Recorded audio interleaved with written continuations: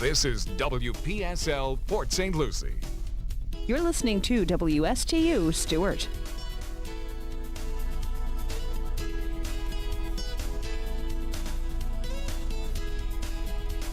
Well, a very pleasant good evening. Time for Startup Talk from Indian River State College with Tom Kindred.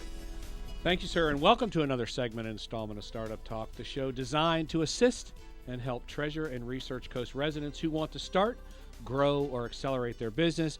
As I always say, what a great place it is to own and operate a business along the beautiful Research and Treasure Coast. We will spend time during our hour together tonight to highlight and create awareness regarding the very powerful and robust business assistance and support programs which exist right here in our community at our very own Indian River State College. I am Tom Kindred, and I serve as the Regional Director for the Small Business Development Center here at IRSC. Underwriters for this segment of Startup Talk are the law firm of Dean, Mead, Minton, and Zwimmer, celebrating 30 years of service on the Treasure Coast, on the web at deanmead.com, and our friends at Express Printing of Port St. Lucie. So, Greg, how are you this evening? Doing well. That is good. Everything is well here at the station. Everything is well with our pioneers, I guess. Pioneers are doing great. Yep. Okay. All right. No complaints whatsoever. No complaints. What are we, 15-5 or something? 15-5 beat Nice. Palm Beach for the first time in 4 years. Did we really? Yeah. Nice. Yeah. Palm Beach State College. Yes, sir. Beat them at their gym? No, our gym's 90-64. How did I miss that game? I don't know how you missed it, but it was You didn't call and tell me. It's maybe that was it. You're supposed to call and tell me. Greg, as always, we've got three great guests with us this evening. We're going to talk just for a couple of minutes to our very own Scotty Wilson, who serves with the SBDC. Scotty's our government procurement expert and advisor. He is the individual who guides our clients through the process of preparing them to pursue government contracting. And we have with us two very good friends and very great legacy of business owners and operators. We've got with us our good friend Mary Jo Tierney from Sunrise Ford. Welcome to the show, Mary Jo. Thank you, Tom. And we have with us our very good friend, Mr. Mike Wentzel. Welcome to the show, Mike. Thanks, Tom. Neither one as old as Alan Osteen. No. Who's over 100? That's right. Yeah. Who is as old as Alan? That's right. He goes back over 100 years. Our two guests from Sunrise Ford tonight only go 85 years tonight. Combined. Yeah. Combined. That's right. What are you thinking? Okay. But before we get to our conversation, and I can't wait to talk to Mary Jo and Mike about Sunrise Ford, a company, very meaningful company to the Treasure Coast, meaningful company to St. Lucie County, and certainly I have a long history with them too. So I can't wait to get to that conversation. But quickly, I want to talk to Scotty. Are you there, Scotty? I'm here, Tom. Hey, real quick, Scotty, start us with just a quick, background on yourself, your pathway to the Florida SBDC at IRSC. Sure. I spent 28 years in state government in the state of Indiana. I was a law enforcement officer, state law enforcement, and eventually worked my way up to the headquarters. And one of my assignments there, part of the time, was logistics. And logistics meant that I was in charge of making sure that we were buying the right products and services from qualified vendors out in the state of Indiana and beyond. Right. And now I'm on the other side, prepping companies to sell their product to government entities like I served at that time. Right. Well, the reason I wanted to have you on this evening, Scotty, is the other day we were speaking and you brought something up that really quite surprising and shocking, but you stated that a number of our regions, municipalities, are having difficulty in getting adequate responses to their, RFPs, their requests for proposals and requests for bids for many of their government projects. I mean, having trouble getting minority bids, having trouble getting bids from women-owned businesses, having trouble getting bids from veteran-owned businesses. I mean, talk just a minute about this situation around the Treasure Coast. Absolutely. I have been contacted by some of our local municipalities, cities, local county governments, school systems, and they've contacted me just wanting to make sure that they're making the right efforts to get the information out so that our local businesses are aware of the opportunities. And I think that is right. Communication and getting the message out is one of the reasons that you don't have as many companies putting in for some of the bids. And so what we're trying to do is I'm working with those municipalities and trying to get the word out. And tonight we're doing that. We're doing other things. All of our clients that are registered with SBDC at this time, if I become aware of an opportunity at any level, federal, state, local, municipalities, school corporations, I will contact them, say, here's the opportunity, here's the contact information, here's what you've got to do to be eligible. And that's one of the problems I think that some of our small businesses don't understand or feel that they aren't qualified, which by all means they are, as long as they carry the proper license for whatever type of service they're operating. If the license is required, they are registered with the state of Florida to do business in Florida. They have, if bonding is required for their company to bid on a project, which most of our construction work, road work, sidewalk work, anything of that nature, those types of services do require bonding. So that's some of the things that we will do before putting them in front of the municipalities, is just making sure that, one, they're aware of the opportunities, and now we're going to make sure that when they do have an opportunity come up, they're prepared to bid on it, pursue it, they have the proper licenses. One of the things that some of my clients run into is in bonding issues. They think, well, I don't know if I have enough bond. I don't know where to go and get a bigger bond. Do I need more bond? Do I need $2 million bond? I need $1 million bond. And, a lot of times that's just, you don't know what you need in bonding until the opportunity's there. And then you always have an opportunity then to increase the bond for your company if you don't have enough at that particular time. So we try to get them prepped for that type of stuff so that they aren't surprised by it or they aren't qualified or they try to go for a bid. Then something like this comes up and they're not prepared or qualified to carry on. Again, this whole government contracting, government procurement, this is a huge opportunity for local businesses to potentially increase revenues, is it not? It is.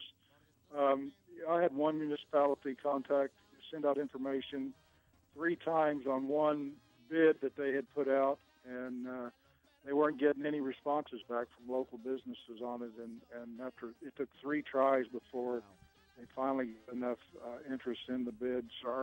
The bids were communicated out here to qualified businesses to come in and make bids on the project. So, and that's unfortunate. And again, I think a lot of it's just communication. People don't know where to go, where to look for these opportunities. All of our municipalities almost all of them have a pretty active website now where you can go to it and find the opportunities, and the majority of them, you sign up with them as a vendor, they will then notify you when an opportunity comes up. You're automatically shot. An email goes out to all the parties that are interested in it, and you're aware of it. You can meet the timeline to bid on it if you choose to do so. And that's one of the things that we do when we're working with a client, is provide them with those resources so that they can go online, and if there's a registration required, we'll make sure that they're registered or advise them, show them where to go to get registered so that they are aware of it, and they don't come in late on, they'll find out after it's too late, because all of the bid, whether it's state, local, federal, there's a window where you can ask questions about the product or the service, and then you can adjust your bid accordingly, but there is a timeline, and I just hate to see people miss it by 2 or 3 days if they could have been aware of it sooner and at least had an opportunity to bid on it. Real quickly, as we kind of close this conversation, talk to us about, we've got so many powerful tools, for clients to access and utilize through the SBDC. Talk about the bid match tool. This is a tool really kind of geared towards and really specific to government procurement. Yes, we offer the bid match tool to most of the businesses that I work with, And what the bid match does is we build a profile on your business based usually on the keywords that match the type of product or service that you're providing. And then what the bid match will do after we activate your account, it will go out and do a daily search, and it searches for federal, state, and local opportunities that are advertised. And then if it matches the profile in any way, it'll ping it and send it back to the business owner for them to review and see if it's something that, one, make sure it's something that they do, a product they sell or a service they provide. And then the bid match, what it will do, it will get you to the front door. Right. And that's what I tell everybody. It'll get you to the front door of the agency that's advertising the opportunity, and then you just have to follow the guidelines that they've established. Okay. Federal opportunities are generally all the same. The states differ somewhat, but you just need to go to when you get to their front door, they'll tell you how to get to it. Okay. And that service is offered at no cost. If a company would go out here on the open market and sign up for a service like the one we provide, it would generally cost them about $800 to $1,000 a year. Wow. Okay. So, pretty good tool. Yep, great tool. Scotty, listen, I appreciate the work you do. You're doing some great work out there. You're kind of helping. You're working both ends there. You're helping our municipalities get more response to their requests for bids, and you're helping local businesses get prepared to be involved in that government procurement and government contracting space. So I appreciate the work you do. Real quick, Scotty, how could somebody get in touch with you if they're looking to expand their business and get involved in government contracting? How would they get in touch with you? They can go to our SBDC website, www.irsc.biz. They can find on there. They can find our SBDC information. They can actually request consulting there. There's a link for them to request consulting. Okay. And if they go there too, they'll find not only myself but all of our other consultants. Our contact information's there as well. They can give us a phone call or send us an email, and we'll make sure they get registered properly and that they're ready to go. Okay. Scotty, I appreciate your time this evening. Important issue, and you're doing great work out there, and we appreciate the work you do with the SBDC at IRSC. Thank you, sir. Thanks, Tom. Yes, sir. So again, great work at the Florida Small Business Development Center here at Indian River State College. If your business is looking to get involved in government contracting, no better place to start than right there at the SBDC. Scotty will hold your hand and walk you through the process of getting you prepared to get involved in that government contracting. It's hard to imagine cities and counties are having a tough time finding folks. Well, you heard him. I mean, one municipality had to send the bid out 3 times to get even any responses. So, amazing. Again, a lot of opportunity out there for small business in our region. This is Startup Talk. I am Tom Kindred. We'll take a quick break to recognize our underwriters, and then look forward to having you back with us and talking to our good friends Mary Jo and Mike from Sunrise Ford. Yep, Startup Talk is being underwritten by the law firm of Dean, Meade, Minton, and Zwimmer, celebrating 30 years of service on the Treasure Coast. Practice areas include commercial litigation, tax and business law, real estate development, agricultural and water law, trusts, probate, and estate planning. On the web at deanmeade.com. And, folks, at Express Printing of Port St. Lucie. All right. Thank you, sir. And for those just joining us or those coming back with us, this is Startup Talk. I am Tom Kindred. I am the Regional Director for the Florida Small Business Development Center here at Indian River State College. Before we turn to Mary Jo and Mike and our conversation about Sunrise Ford real quickly, I just want to take a couple of minutes again and remind everyone about all that is available through the Small Business Development Center and through the Dan K. Richardson Entrepreneurship Development Institute at Indian River State College. You can get all the details on what's going on by visiting that www.irscbiz.com site. And as Scotty told us earlier, You can. There's links on the IRSCbiz.com site that allow you to register for consulting, no-cost consulting at SBDC, access all the information about what's going on. And again, I tell folks all the time, if you go to that IRSCbiz.com site and you click on that events calendar icon and tab, I promise you will be impressed, shocked, and surprised at all that's going on in the area of business, training, workshops. Just a couple things coming up. We've got a SBDC SCORE workshop, Doing More with Less, public relations tools, tips, and resources. That is coming up on January the 23rd, 5:30 to 7:30 p.m. That, again, is a no-cost business workshop. That's being held at the Chastain campus down in Stewart. We've got Introduction to Internet Marketing and Customer Engagement through Social Media. So if you're looking to enhance your social media skills or get your business out there in social media, check out that class. That's taught by our standout CCTI instructor, Leanna Haig. That'll take place on the main campus January the 25th, 9 a.m. to 12 p.m.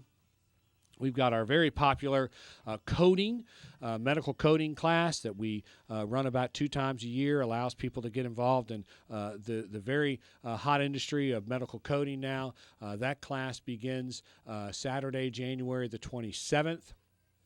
And finally, Understanding Florida Sales and Use Tax. Again, another business workshop brought to you by SCORE and SBDC. That'll take place on January the 31st, Wednesday, 10 a.m. to 11:30 p.m. at the Indian River County Chamber of Commerce. I tell folks all the time, back when I was in business, if I had taken the time to become engaged in and participate in the business assistance programs offered here at Indian River State College, I am confident I could have been a better manager, owner, and operator. The college and its president, Dr. Massey, have done an incredible job of building a very powerful one-stop shop for business assistance and support through what we call the Dan K. Richardson Entrepreneurship Development Institute. The EDI, as we call it, is made up of that Small Business Development Center, the Business Incubation Program, and the Corporate and Community Training Institute. Again, to get the latest and the greatest on all that's going on in business training and support activities, visit that IRSCbiz.com site. So with that, I want to take just a minute and reintroduce our guest this evening. We've got from Sunrise Ford, a legacy business here along the Treasure Coast and right here in St. Lucie County. We've got Mrs. Mary Jo Tierney. Welcome to the show again, Mary Jo. Thank you, Tom. And we've got a good friend, and again, Mike and I go way back. I knew Mike. I think I knew Mike probably when he was a teenager, maybe. Has it been that long, Mike? 1980. 1980. 1980, yeah. And early 81. Mike was kind enough when I first met Mike. Mike had the original jet ski, that old jet ski that you had to stand up on. Yeah. And I think Mike actually let me use that once or twice. You were kind enough to let me ride that. Yeah, and actually, I think that really didn't belong to me. It didn't? I don't think it did. I'm glad you didn't tell me that. You didn't wreck it, did you? I don't know. No. Who knows what I did? There's no telling what I did. But I was just on it. Yeah, I have certainly known Mike and Mary Jo for years, and again, I've always appreciated their friendship and obviously had a lot of respect for their business acumen and what they've done in the community in terms of business.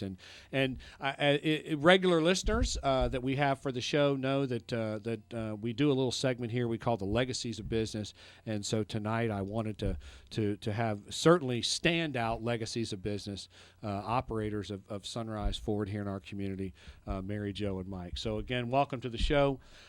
Mary Jo, let's start with you. Just a little bit of your background, pathway to Sunrise Ford. Kind of not the typical pathway, but somehow you got there. Anything but typical. I always wanted to be a newspaper reporter and ended up a newspaper reporter and was a reporter at Cocoa Today and then Palm Beach Post here in St. Lucie County, Miami Herald, back to the Palm Beach Post, and as a job I loved and certainly enjoyed St. Lucie County since I was raised here.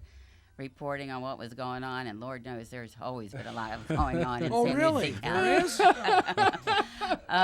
Yeah, but that's a whole nother show. Right, Mary. right, We've right. only got about 35 minutes left. So. But unfortunately, my husband, Jimmy Sneed, became ill with a neurological disease, and he knew I would have to take over. So I began working there in 1989. Wow. I just had a daughter at the end of 1988, so I was on maternity leave, and I left that reporting job with the Palm Beach Post and went to Sunrise Ford, and we were just in the midst of building the dealership on South US 1. Right. So I had to take over all that construction stuff, and Wow. it was a baptism by fire, I must say that, but Yeah. a very fast education, and I feel very fortunate that I had the people backing me that I did at the time. Some people stayed, some people didn't. They weren't. There certainly weren't. I think I was maybe the only female Ford dealer in the state at the time. That very well Wow. could be. Well, yeah. That And some people who worked there didn't take kindly, and I must say Ford Motor Company didn't welcome me with open arms either. But I had a staff that did stay very loyal to me. Mike Wentzel came aboard around the same time and kind of helped me because he had a lot of background at the time in the car business. So, but no, it was a new facility, a big mortgage, me not knowing much about the car business, and thankful we're all still here. Well, you definitely have worked hard, and you've done great work with it. So the baptism by fire worked, I guess. You know what I've noticed in Carol and I have been here, it's 25 years now, is that whether it's the front part of the dealership or the garage area of the dealership, you've got people that have been with you for years. Yeah, I mean, absolutely. And that's not common in your industry. That's great. Certainly not. Now, Mike, again, probably the polar opposite of Mary Jo. I think when I met you as a teenager, you were in the car business. So. Actually, I was. When I got out of high school, actually, what I really wanted to do was get into veterinary medicine, and but I was a musician, and I was a drummer, and my daughter, thankfully, right now is in the vet school up at NC State, so she's following my first initial dream. But I was a drummer. I went on the road for a couple years, and I had a job opportunity out in Las Vegas. So I said, well, before I go out there, I'm going to come to Fort Pierce and visit a friend of mine who was living here. And I really fell in love with Fort Pierce. I loved the beaches. And actually, it was my first time in Florida. And I was just sitting around on the side of the house one time and saw car sales needed, no experience necessary, will train, and that's what I did in 1980. And Wow. And just stuck with it. And I got out of it one time, and I actually moved to Vail, Colorado for about a year. And I missed the business so much I came back, and then that's when I went to work at Sunrise Ford in 1990. Wow. And Greg, you mentioned the tenure that we have there, and we do. It's amazing. We always kid that when we hire someone, it's not a hiring process, but an adoption procedure. We want to make sure that they're compatible with us, and we're compatible with them. It's just not a warm body we want to throw at the wolves in there. And you got to have the same mindset. But it is a great place, and Mary Jo and I make a great team. She does some things I don't like to do, and I do things that she doesn't like to do, and then the rest of it we kind of gel together, and we work together great. That's a great question. How to work out the partnership, because again, lots of people have that issue of working together with friends and family and in a business, but you guys make it work. And the only time we're apart, it seems, is when we're on the way to work, because we drive separate cars. I think part of it is I did have to rely a lot on Mike to begin with, but then I brought something a little different to the table because I wasn't a car guy. Absolutely. No, you are definitely not a car guy. That's right. But it's such a fresh perspective.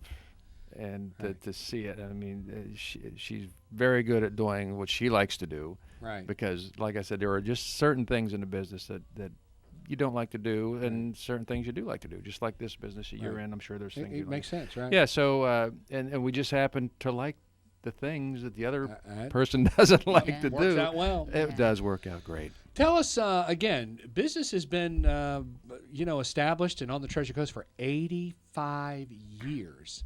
I mean, kind of give us a little rundown on the history. I'm privy to a little bit of the history because You had some involvement. I had a little involvement. We were in the Ford tractor business, but talk a little bit about the history of Sunrise Ford. Well, it did start as Sunrise Motors, and it was Fords and tractors. Right. And a gas station there. It was at the foot of the. I never heard the gas station Well, part. not right? a gas station, but there were gas pumps there. Yeah. It was at the foot of the The Citrus overpass. Pass over, Yeah. where the pawn shop is now. Okay. And it started there and was there for quite a few years through World War II. In fact, I talked to some of the old timers who were stationed here when we're doing the naval training here, Right. and how they depended on Sunrise Ford. They had a tow truck. They also had a little towing company there. So when their vehicles ran into trouble over on the beach, needed to be Right. towed out to stand or whatever, Sunrise Ford volunteered. Sunrise Ford helped out quite a bit during that war effort, I think, Nice. from what people have told me. So, it was probably pretty tough back in those days to, make a living selling Fords with the war, but Right. it just kind of hung in there. Right. And then I think the 50s were pretty booming as people, love those big cars and Right. T-Birds and all those iconic vehicles. How much competition was there for Sunrise back then? I don't think a whole lot. Johnson Chrysler. Well, you had Johnson Chrysler. You probably Okay. had Patrick Sure. Chevrolet. Patrick Patrick Chevrolet, Chevrolet. Yeah. Um, And maybe And there weren't any Reed Toy. Houghton, Yeah, maybe. Reed yeah. Houghton. No Toyotas, no Hondas, no. no Nissans. No. I mean, so it was a pretty Right. booming business. I back think in there's the a 50s. Volkswagen dealership there also. The The Catalano. Catalano. Catalano, Yeah, yeah. David owned it. yeah. Right there on US 1. Yeah. Yeah. But then during the 70s, with all the competition Right. with the foreign models coming in, and then the gas shortages and Right. things got tough then. So it goes in cycles. Yeah. Um, Well, I remember too very well as a young person, going with my father to the dealership when it was up on North US 1, and of course remember Mr. Sneed very well, and so I guess at some point they separated the tractors and the cars, and Yes. the cars went off as Sunrise Ford. And, right, and there was a separation, Okay. and the Putnam family was also involved in the early years. that's right. David Putnam Yep. was one of the partners with Jimmy Sneed, who was my late husband's father. Okay. And then they broke off at some point. So there were some things going on, but Sunrise Ford Company has remained there. I since believe then. at one time it is more lucrative to own the tractor franchise than the automobile franchise. Say that again. I think so. Yeah, it was more lucrative. You think it was more lucrative in the tractor back in those Back days? in those Back days. in those days, maybe. Yeah. There's a lot more of That Wow. that had certainly swung the other way. No. Talk to us about modern day Sunrise Ford. What product mix? How big's the dealership now? Kind of. Where are you in modern day? We have close to 95 employees, I think. Wow. And Wow, that's great. yeah, I mean, it's tough. It's harder than it was, but it's not. And the reason why I say that, you have a lot of social media out there. You really don't know where to put your money as far as advertising is concerned. We do a lot in social media. Well, I'll give you my card. Radio. Yeah. Radio. But I always liked an educated buyer. You wanted them to come in. You wanted them to Right. have some idea of what their car's worth, what our car costs, because no matter how big you are or how small you are as far as the dealership's concerned, we buy the cars for the same price from the manufacturer. So it just depends on, how much profit the dealer gives up, how much you're going to give you for the trade-in, and how you're going to be treated. I mean, those are the three key ingredients you Right. really need to understand when you're buying a car. And and I think we have a great group there. They they really see the forest through the trees. and there's so many products out there too. So they've got to be certified, and Ford modify that, Well, Ford really has a great product mix too. Yeah, I mean, you guys you really do have a product for everybody. They do, and they're coming back out with the Bronco and with the Ranger, because everyone was, they loved a small truck, and the Ranger, once we sold them, we never saw them again because they were basically maintenance free. Right. But they're coming back, and we can't wait to get them. We're getting our first F-150 diesel this year, and like I said, we're getting one. Like every dealer's getting one, and they're kind of like dipping their toe in the water to see how it's going to do. And I think it'll do pretty good.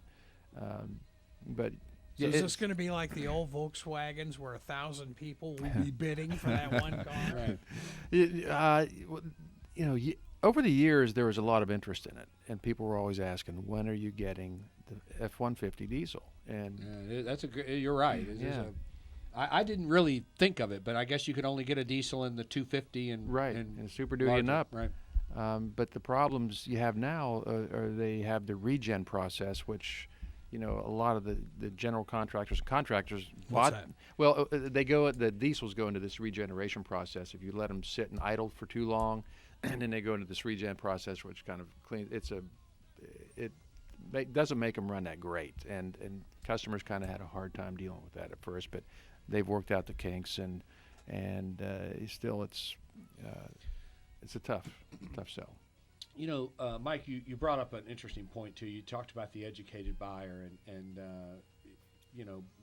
the technology has changed so much today, and the internet, and you're able to look at all kinds of products and all kinds of other competing dealerships and competing models.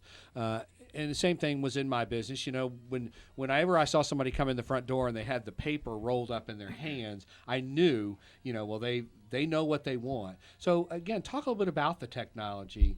How has that changed the business, and has it really created more of an educated buyer for you today? Absolutely. When I first got in the business in '80, it was like the Wild West. I mean, there was nothing out there where you could find how much a car cost, and basically there was a lot more markup on certain vehicles than there is now. And of course, with the social media, and you have all these other outlets that they advertise their car relatively cheap, close to cost or sometimes at cost. And the buyers, they can find out what cost is on the vehicles, and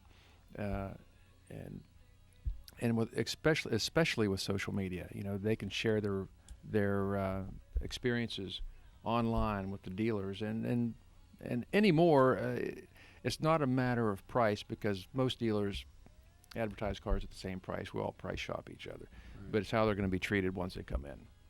And one of the one of the comments that we always get is, every time we come in here, we see the same faces. Getting back to the tenure that you were talking about earlier, and that is where we really, I think, excel above most other dealerships, especially the Ford dealerships in this area. Well, Mary Jo, I got a question for you as far as Ford goes. How long did it take them to really accept you as the woman owner? I would say it was a good couple of years. Really? Yeah. Okay. Yeah, they put me on probation, which I was like, oh.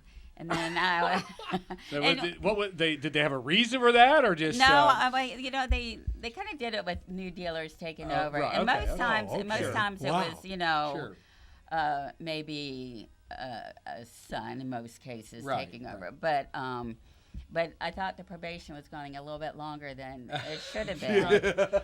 And then they came in and said, "Oh, why don't you sell it?" They had some executive that would love to have a Ford dealership in Florida. Florida. Sure. Oh, The guy could come down from Detroit and live pretty large. But I just kind of dug in my heels, and they came in and audited it, and I hope none of them are listening to this, but they made it a little tough on both of us. Somebody offered Mike a job elsewhere. So they're trying to divide and conquer, I guess. Yeah. Anyway, I would say, but then there was a change in Ford management, and the old guard went out, and the new guard was very welcoming. And by then, they realized female buyers were where, it was great to have. Sure. And, then they wanted to parade me out as the dealer, the female dealer. So it was a couple of years. But again, a good thing to learn, a little life lesson. Yeah, and again, it's you're right. It's that is good experience, especially in that industry and dealership industry. It is good experience, and I've sort of experienced some of what you experienced. Learning by trial by fire and jumping in and getting it done. But and being a former reporter, you know. I had doors slammed in my face a lot of times, so I was able to. Our phone slammed down on me, so there you go. As business people, Mary Jo, and obviously great experience, and again, as I said earlier, you both of you got great, remarkable business acumen and great skills. But how tough is the marketplace out there now for an owner operator of a business? Mike talked about, was, the old days. There were some tougher parts, but maybe some easier parts. But how tough is it today on an owner, operator of a business today? It is tough, like Mike mentioned. I mean, number one, just figuring out where to put your advertising money. I mean, it used to be radio, TV, and newspapers. Right. Now you have, Google and, just a million things you can put it in. That to me is much more challenging. Mike's better at that than I am. Keeping employees. We have both have the same philosophy. If you treat them well and respect them, they will treat you well and your customers well. And I think, paying a fair living wage is big. Valuing them is big. Right. And some, pats on the back, be sure to tell them how great they've been doing. Right. And, we're not screamers. We don't yell. We're just, we try to, like I say, because I'm from a different perspective, I'm just not the type to do that, because I wasn't born into it. No. Mike, your perspective, how challenging is it now to own and operate a business? Really, any business. The challenging part is finding good people. Absolutely. Qualified people, and that's the hardest part. And once you get them, you have to, like Mary Jo said, you just got to respect them, respect their space.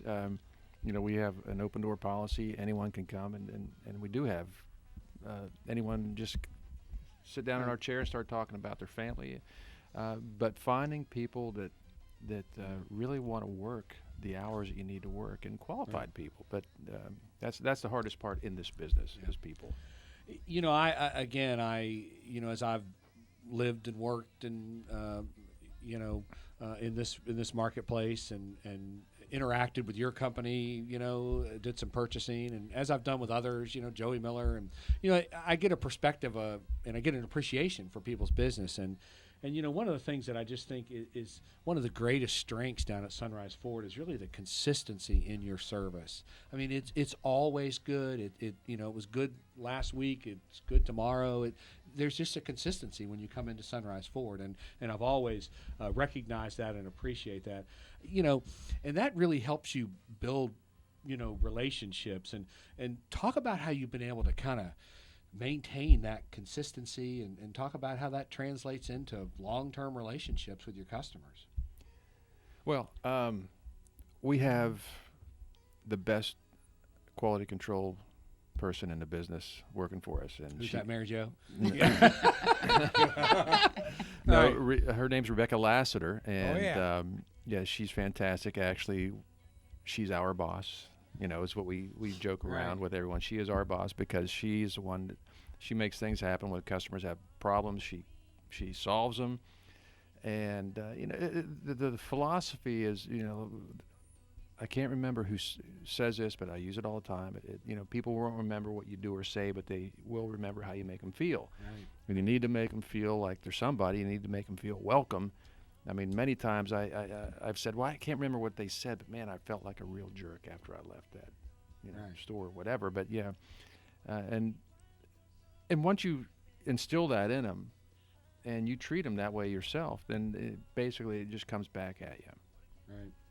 And getting back to Rebecca, she's been there 37 years? No, 20. No. No, that's Brenda. I'm sorry. Yeah. Brenda's been there 37. Sorry, no, Rebecca. we've had a Rebecca started when she was 2. Yeah. Is that right? Actually, she started a few years after I got there, maybe a year and a half after I got there, so because our she's- children she's grew go- up together. Yeah, and- she's going on 28 years. yeah, 28 years. And Brenda's been there 37, and we had a Tech, Joe Duvall, who was there over 40 years, he retired yeah. reluctantly, but he just said, And we have a number of techs that have been there 20-some years. Wow, that's great. You know, one of the things, again, that I always love to look at businesses, as, again, especially a business like Sunrise Ford, 85 years. I mean, think of the market changes and the changes in the product and changes in the, the customers and and you guys have also been innovative with your changes and updating. You built a new building, updated. So you've been innovative in responding to the market changes.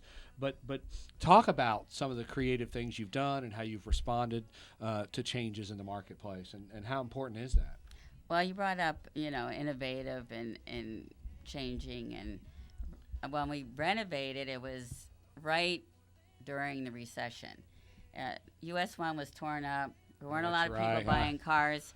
And Mike and I decided. Thank you, DOT. Yeah. 2.5 years for 2.5 miles. Right. Yes, Right. yes. But who's counting? right? That's a great question. I totally forgot about that. How did you get through the That was US rough. 1? But go ahead. Well, Rachel. we decided, nobody's coming in. We're in the depths of the recession. Why don't we just renovate the place? Because we thought, all right, there are a lot of builders, and, we Right. got some good bids. Yeah, good point. And we made it a green, with the solar energy Nice. and recycled materials and impact glass, and so that was kind of a fun thing to do to get us out of the doldrums. Right. But that was a first for Ford, though, right? First You for guys- autos in the You guys country. made history. Yeah, Yeah. well, we were Yeah. one of the first. So going green. That was the Right. going green thing. So I'm proud of that. I mean, it doesn't really affect the customer so much, but I just thought that was kind of a good Right. thing to do. And like I said, it was during the recession. So, and then the road opened up, and we had this nice building, and 2009, 2010, things started turning around, and Nice. and so it worked out well.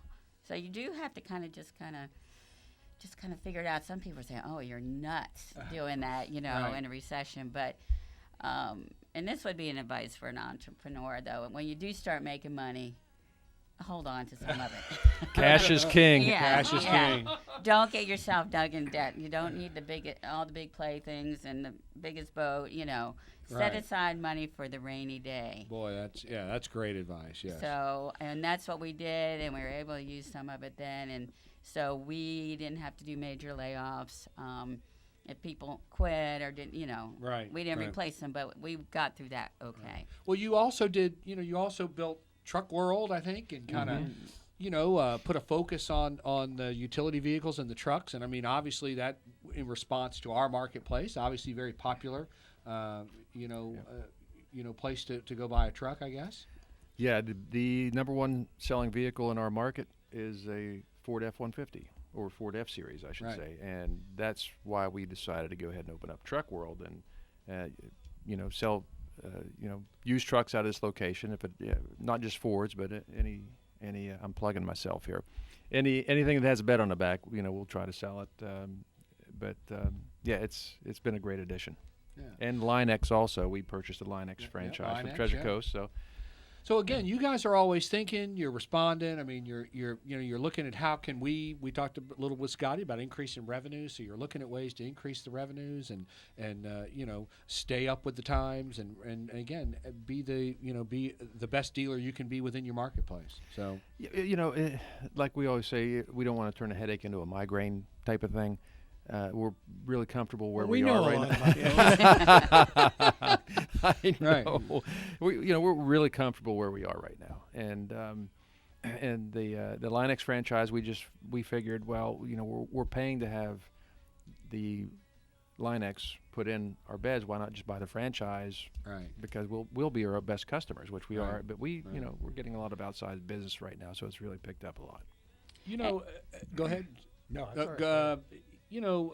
Talk about the importance of being a legacy, organization and company. Sunrise Ford Company's 85 years in business. Talk about how that's important in the sustainability of our region's marketplace. Well, you build up the relationships with families, and so you have generations coming in and buying vehicles. You have the relationships with businesses, when citrus growers or construction companies, Right. People that install floors and tile, so, Right. we all know each other. Fortunately, we've had salespeople that have been there a long time too, so they're, good relationships. And it's a good Right. way to build them up, and, we're not strange faces, and we have the reputation of taking care of people, and it's been that, I think, since day one. So that certainly does help, but you can't depend only on that. I know the internet is now a huge thing, so people down in Palm Beach County Right. might not know anything about the legacy business, but they know they can get this Right. vehicle for this price. So you have to have people also versatile to handle all this internet stuff. So we do have a separate internet department. So, But it is important in a marketplace, I think, to, when you look around, certainly St. Lucie County, I mean, there have been some businesses that have been here for a long time, and it really, creates anchors, for retail. It creates anchors for the business community. Sunrise Ford is always there. You know who you're going to talk to. You know who to call. So I just think, when you get in these communities where the businesses are turning over and new owners, I think you lose some of that. Again, you lose some of the consistency. You lose some of the history in the community. And Absolutely. I was just telling Mary Jo yesterday, I ran into a friend that was in the car business back in the 80s and 90s when I was. And basically, I am the last of the Mohicans, I guess is what you can say. From 1980, there was the Schultzes, there was the Johnsons, there was Larry That's right. Smith Right. and Russ George was at Rick Ba- Starr, Barry and Catalano, Reed. Sure. Barry yeah, Reed. very. So and it's fun now, but that was a lot of fun back then. I mean, Right. we all got together. We had our dealers yeah, association. you had but that's right. I remember that. You Yeah. had a dealers association Yeah. back in those days. It was fun. It was a great time. I mean, it's still a great time, but it's just not as personal because you got a lot of publicly held companies right now, and we don't have an association. No. We still have one, but we Right. don't meet. Well, and I think you bring up a great point. A lot of these dealerships are these mega dealerships now. Right. So, it may have some name on the front, but you are dealing with corporate America. But at a Sunrise Ford, I mean, you're dealing with Mike and Mary Jo. Well, yeah, you and we have people. I don't want coming to have in. people calling you now, Mike, they every do. day. Because They do. Oh, he doesn't mind. No, that's just the point of it all. Is if they have an issue, not just with their car, but with anything Right. that happened there with service, but they come in and we're here, and if we're in town, we're at the store, and not all day, I might Right. add, but but we are here.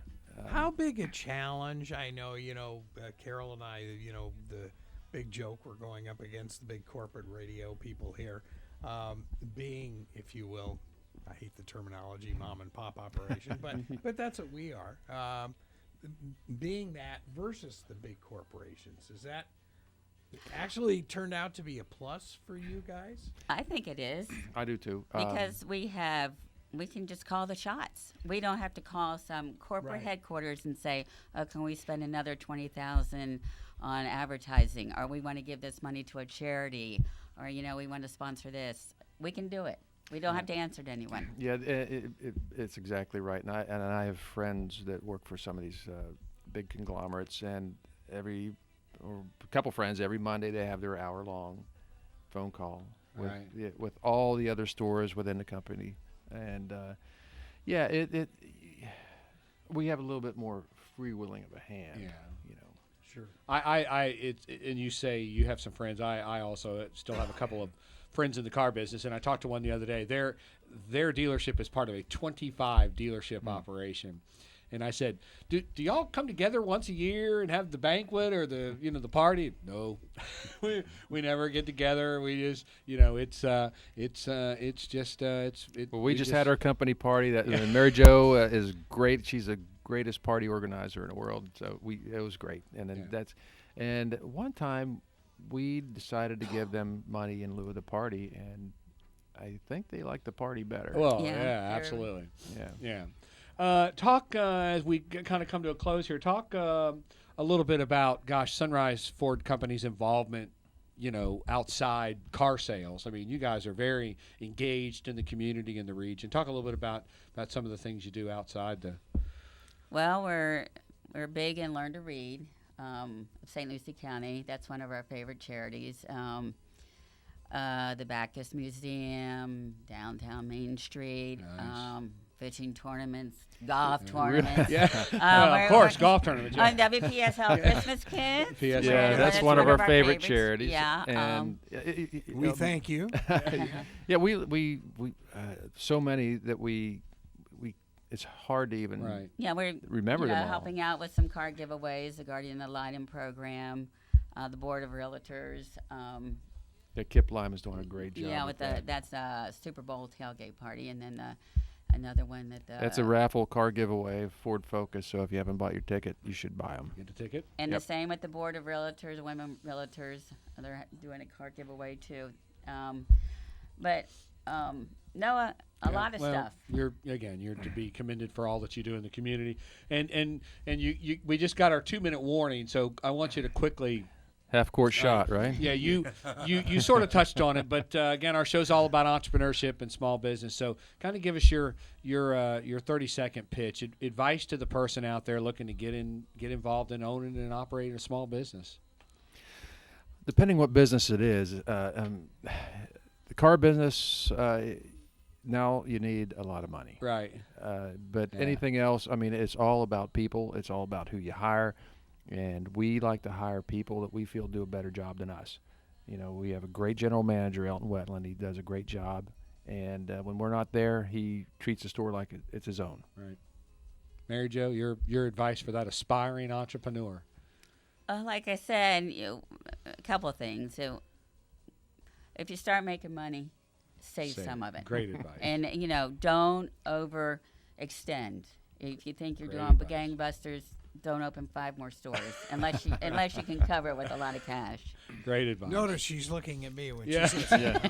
Don't let your outgoing exceed your incoming. That would be the key. Yes. Great advice. Hey, listen, again, I can't thank you guys enough for taking time out of your evening. I know you have a long day at the dealership, and then to come in here, we appreciate it. But congratulations on 85 years, and congratulations on all the great things that you've done at Sunrise Ford and all the great things that you're going to do at Sunrise Ford. Thank you and Greg and Carol for your continued support of Sunrise Ford. Absolutely. Yes, that's right. Yes, we've done a little supporting. And I want to thank everyone for tuning into another segment of Startup Talk. Thank our guests tonight, Mary Jo Tierney and Mike Wentzel, and our consultant, Scotty Wilson. And remind everyone that all the business assistance programs and resources discussed on this segment are available through IRSC's Dan K. Richardson Entrepreneurship Development Institute. For more information on the EDI and all the programs at IRSC, check out that www.irscbiz.com site. That's irscbiz.com. With that, we'll talk to you next week on Startup Talk. You've been listening to Startup Talk on WPSL Port St. Lucie.